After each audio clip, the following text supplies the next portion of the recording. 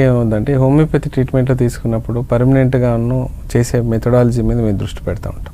ఇప్పుడు suppose pain పైన treatment ఇవ్వాలి అంటే పెయిన్ కిల్లర్ టైప్ థింగ్స్ హోమియోపతిలో ఒక అక్యూట్ లెవెల్ ట్రీట్మెంట్స్ ఉంటాయి. మీరు వాడుకున్నప్పుడు ఇమీడియట్గా రిలీఫ్ రావటం, టెంపరీగా తగ్గిపోతుంది, మళ్ళీ ఏదైనా హెవీ వర్క్ చేసినప్పుడు వస్తుంటుంది.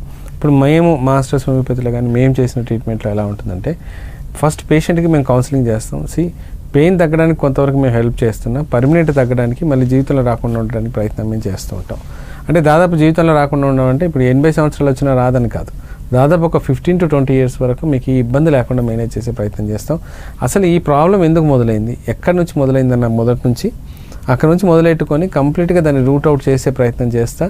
మళ్ళీ మజిల్ దెబ్బతింటే మజిల్ రిపేర్ చేయడం కానీ, నర్వ్ దెబ్బతింటే నర్వ్ రిపేరింగ్ కానీ, టెండాన్స్ దెబ్బతింటే టెండాన్ కానీ, బోన్స్లో ఏదైనా తేడా ఉన్నా, ఎముకల్లో ఏదైనా తేడా ఉన్నా దాన్ని పరిపుష్టి చేయడం కానీ, ఆ తర్వాత కంప్లీట్గా దీన్ని రికవర్ చేసే ప్రయత్నాలు మేము చేస్తాం. ఎందుకంటే ఇప్పుడు సాఫ్ట్వేర్ ఇంజనీర్ అని ఒక వ్యక్తి కానీ, లేకపోతే ఒక రీడర్ కానీ, లేకుంటే ఒక బైకర్ కానీ, లేదా బిజినెస్ మీద తిరుగుతున్న వ్యక్తికి ఒక సర్వైకల్ స్పాండిలైటిస్ లాంటి ప్రాబ్లం వచ్చి మెడ నొప్పులు బాగా నొప్పులు పెట్టేసి నడవలేక పరిస్థితి ఉన్నప్పుడు వాళ్ళ కుటుంబం మొత్తం క్వశ్చన్ మార్క్ అవుతుంటుంది.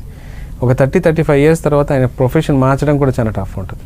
సో అలాంటి వాళ్ళకు మనం పర్మనెంట్గా సెట్ చేస్తే తప్ప మళ్ళీ ఆ జాబ్ను వాళ్ళు కంటిన్యూ చేయలేని పరిస్థితిలో ఉంటారు. జాబ్ మానేయటండి, లేకుంటే బైక్ రైడ్ మానేయండి, లేకపోతే చదవడం మానేయడం చెప్పడం చాలా ఈజీ కానీ ఆ పర్సన్ మార్చుకోవడం అనేది చాలా టఫ్. సో అలాంటి వాటిలలో మనం ఏం చేస్తామంటే డెఫినెట్గా ఇది పర్మనెంట్గా స్ట్రెంగ్తన్ చేసి దాన్ని రికవర్ చేసే ప్రయత్నం చేస్తుంటాం. ఆ రికవరీ చేసినప్పుడు ఆటోమేటిక్గా వాళ్ళు మళ్ళీ ఆ జాబ్ను కంటిన్యూ చేయగలుగుతారు. దాని తర్వాత వాళ్ళ ఉపాధి కూడా దెబ్బతిందు, ఆ పర్సన్ కూడా హ్యాపీ ఉంటుంది. కొంత దానికి టైం పడుతుంది, ఎందుకంటే దానికి ఫుడ్ మేము చెప్తాం ఎలా వాడాలి, ఏం చేయాలనేది, ఫిజియోథెరపీ ఎక్సర్సైజెస్ కొన్ని చెప్తాము, ప్లస్ ఆ మెడిసిన్స్ రెగ్యులర్గా వాడిస్తుంటాము.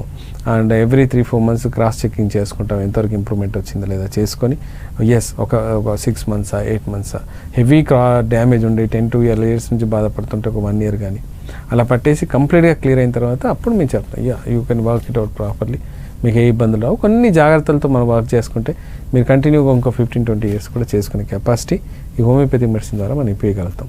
సో డిపెండ్స్ అండి, ట్రీట్మెంట్ మీరు ఏమి ఇచ్చారన్న దాన్ని బట్టి అది మళ్ళీ రిపీట్ అవుద్దా లేకుంటే అవదా అన్న విషయం.